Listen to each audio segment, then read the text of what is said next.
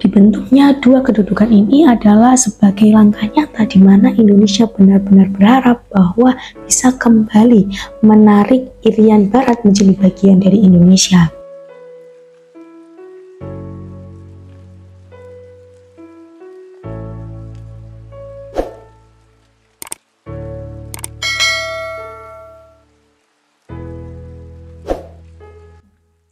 Assalamualaikum teman-teman, balik lagi sama aku Huri Rohma di segmen Huri Ngoceh Sejarah. Ya Allah, ini rasanya kayak filming pertama kali lagi, aku merasa sedikit deg-degan gitu ya. Sebelumnya aku mau minta maaf dulu karena di beberapa bulan ini banyak sekali kegiatan, banyak sekali hal-hal yang harus aku selesaikan, sehingga akhirnya aku nggak bisa update cerita-cerita yang seru-seru buat teman-teman semuanya. Tapi hopefully teman-teman masih mau nungguin aku untuk bikin cerita-cerita yang seru-seru dan menegangkan yang lainnya gitu ya. Nah, pengakuan dosanya cukup mungkin ya, aku pokoknya minta maaf banget buat teman-teman semuanya. Dan sekarang kita langsung aja ke kisah di tanggal 19 Desember tahun 2023 ini. Jadi teman-teman, pada tanggal 19 Desember tahun 1961 itu terjadi sebuah operasi militer yang disebut dengan Trikora atau Trikomando Rakyat, di mana operasi militer ini bertujuan untuk mengambil kembali Irian Barat yang pada waktu itu masih dikuasai Belanda. Jadi ini adalah perjuangan bangsa Indonesia untuk mengambil kembali Irian Barat atau yang saat ini kita kenal dengan Tanah Papua. Udah penasaran kan gimana ceritanya operasi militer Trikora ini terjadi? Kapan, apa saja penyebabnya, dan bagaimana proses terjadinya? So, biar makin seru jangan lupa untuk siapin cemilan dan minumannya. Langsung kita mulai di ceritanya ya. Latar belakang operasi Trikora ini dimulai dari persisian Indonesia dan Belanda yang kita ketahui sendiri sudah terjadi sejak ratusan tahun yang lalu gitu ya. Nah, Indonesia sendiri pernah menghadapi Belanda sebagai pihak yang dijajah, di mana Belanda menjajah Indonesia selama 350 tahun. Sampai kemudian pada tahun 1945 Indonesia bisa memproklamasikan kemerdekaannya dan harus diakui sebagai negara merdeka oleh seluruh negara yang ada di dunia. Namun kita ketahui juga bahwa Belanda tidak semudah itu untuk bisa memberikan kedaulatan kepada Indonesia. Sampai kemudian pada tahun 1949 PBB dan juga Indonesia membentuk sebuah konferensi bernama Konferensi Meja Bundar, yang di sana juga mengundang Belanda untuk bisa duduk bersama dan membentuk sebuah kesepakatan mufakat mengenai kedaulatan Republik Indonesia. Pada konferensi Meja Bundar itu memang telah ditemukan mufakat bahwa Belanda bisa memberikan kedaulatan dan mengakui adanya kedaulatan Indonesia. Namun salah satu poin yang juga dibahas di sana ternyata belum selesai teman-teman. Poin itu adalah di mana status dari Irian Barat atau yang kita kenal saat ini menjadi Papua Barat itu statusnya masih milik siapa nih? Miliknya Belanda ataukah miliknya Indonesia? Karena secara garis teritorial Papua Barat atau Irian Barat ini itu masuk di wilayahnya Indonesia, tetapi secara kepemimpinan memang pada waktu itu masih dipimpin oleh Belanda, jadi masih menjadi tanah jajahannya Belanda. Tapi ya namanya Belanda ya, mereka tidak bisa bekerja sama dengan Indonesia untuk mencapai mufakat ini, mulai dari melakukan beberapa perjuangan dari jalur diplomasi, menjalankan konferensi Asia Afrika di Bandung atau KAA gitu ya, dan banyak sekali yang sudah dilakukan oleh pihak dari Indonesia. Namun selama 12 tahun ke depan, yaitu sampai sekitar tahun 1960-an, ternyata Belanda ini sama sekali tidak memperlihatkan itikat baiknya untuk bisa menyelesaikan sengketa Irian Barat ini. Indonesia yang pada waktu itu dipimpin oleh Presiden Soekarno melihat Irian Barat atau Papua Barat ini mengalami sebuah hal yang aneh. Jadi pada waktu itu Presiden Soekarno mendapatkan informasi bahwa Irian Barat ini dijadikan negara boneka oleh Belanda, di mana pada Februari tahun 1960 Belanda diketahui membentuk parlemen di daerah Irian Barat ini. Dan juga pada tanggal 19 Oktober tahun 1961 pihak Belanda ini membentuk Komite Nasional Papua, di mana kekuatan militer mereka juga dibentuk dan juga ada bukti sejarah yang menyatakan bahwa Belanda pada waktu itu pernah membuat pameran Belanda di Papua Barat ini atau di Irian Barat ini.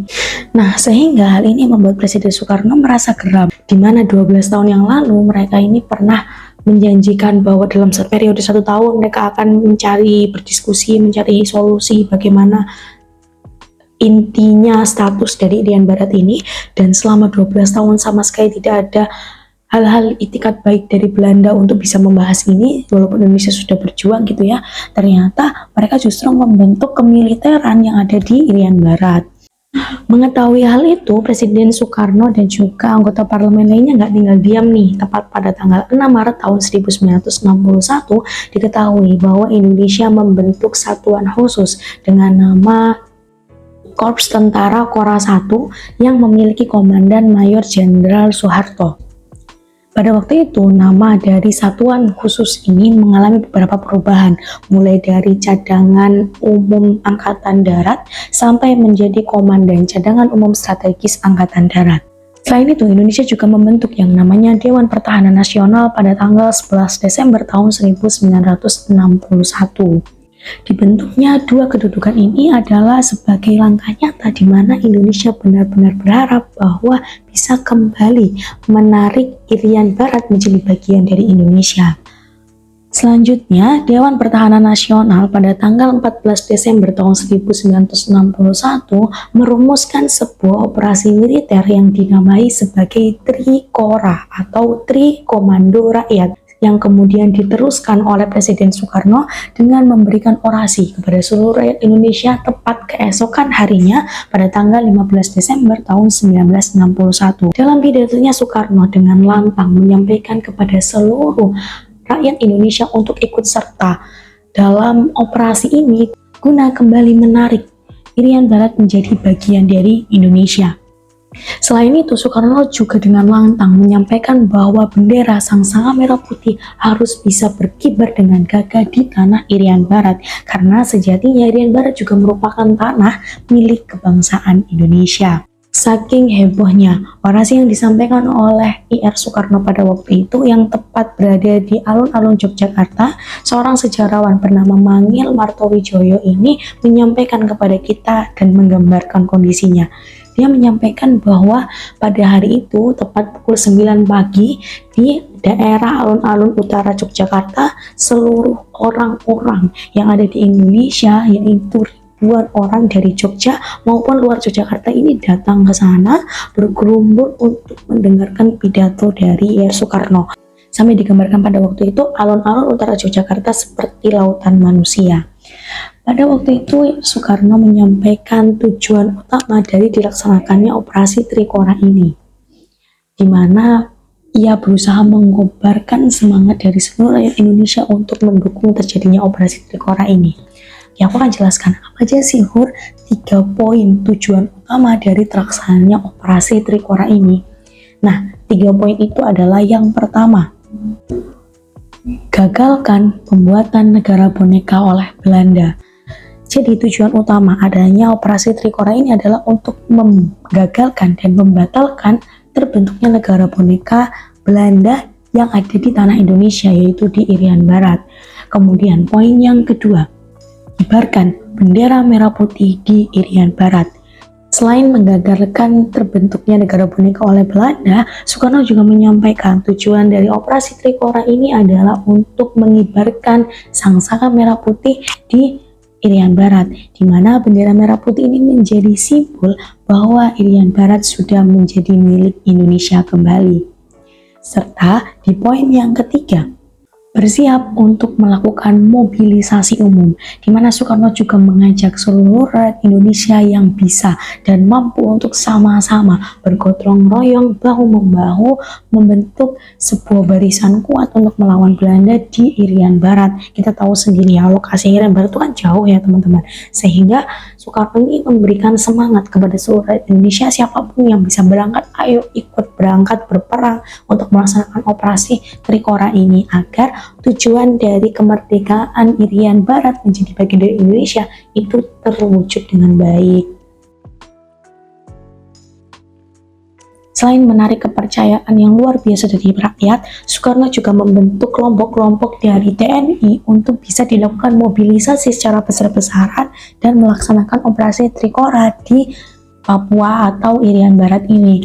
Jadi yang dilakukan mobilisasi itu selain mungkin warga-warga yang ikut, pasukan utamanya adalah TNI-TNI yang memang sudah terlatih dan siap untuk diberangkatkan ke medan perang.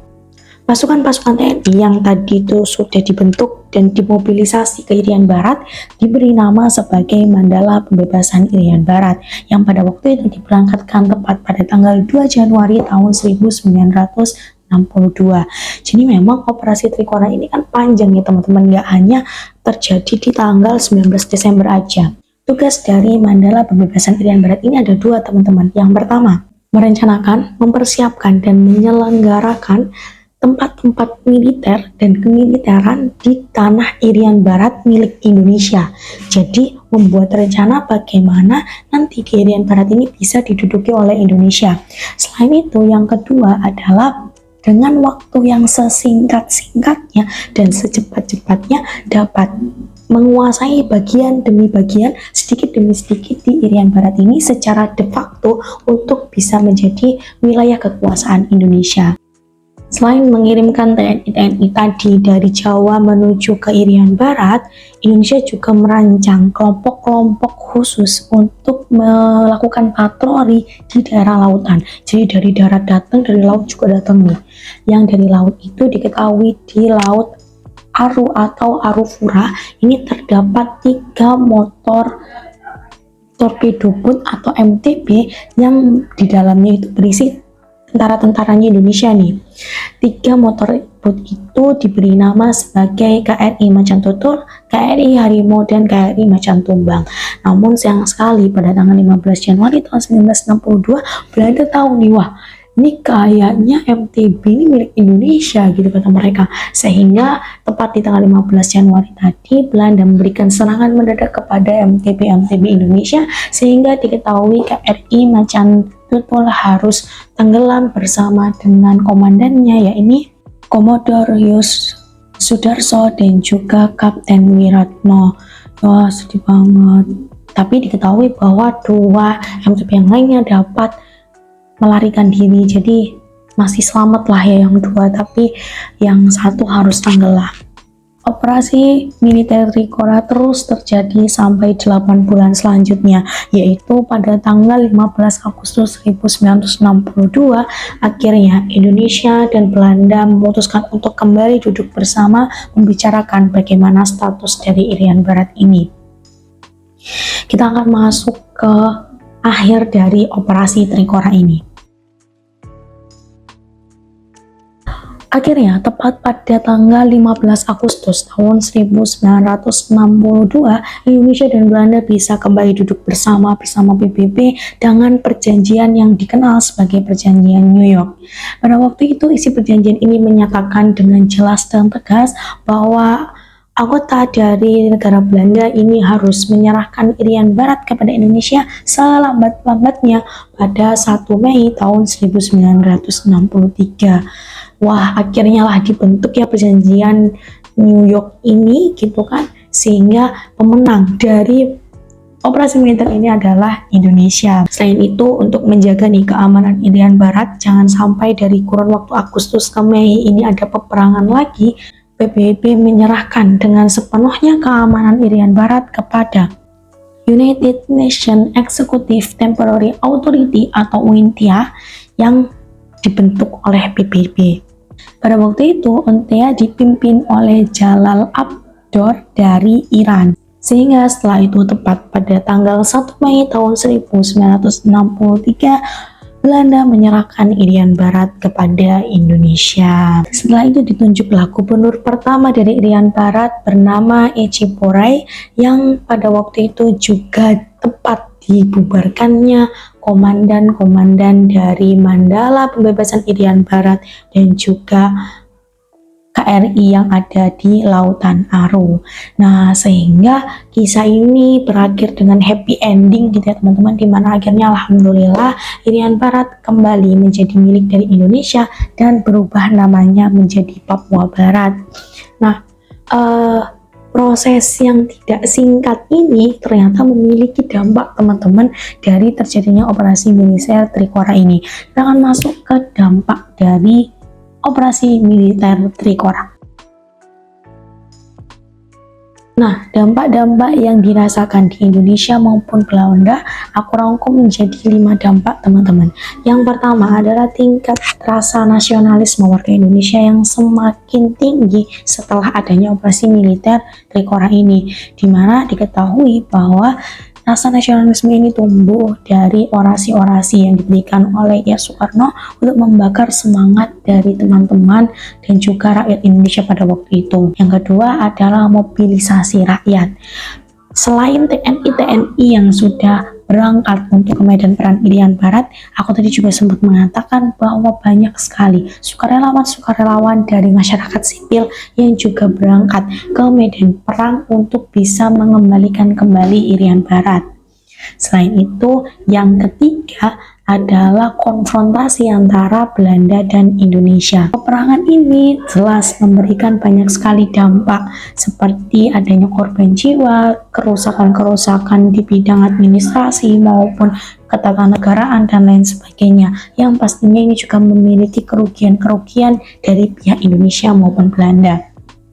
Kemudian yang keempat adalah perjanjian New York sebagai perjanjian utama yang melegalitaskan bahwa Indonesia menjadi pemilik dari Irian Barat, di mana Belanda selama-lamanya harus memberikan kedaulatan itu pada tanggal 1 Mei tahun 1963. Dan yang terakhir adalah ditetapkannya tanggal 19 Desember sebagai Hari Trikora untuk mengenang bagaimana perjuangan dari seluruh pejuang Indonesia untuk kembali mengembalikan Irian Barat menjadi Papua Barat dan bagian dari Indonesia.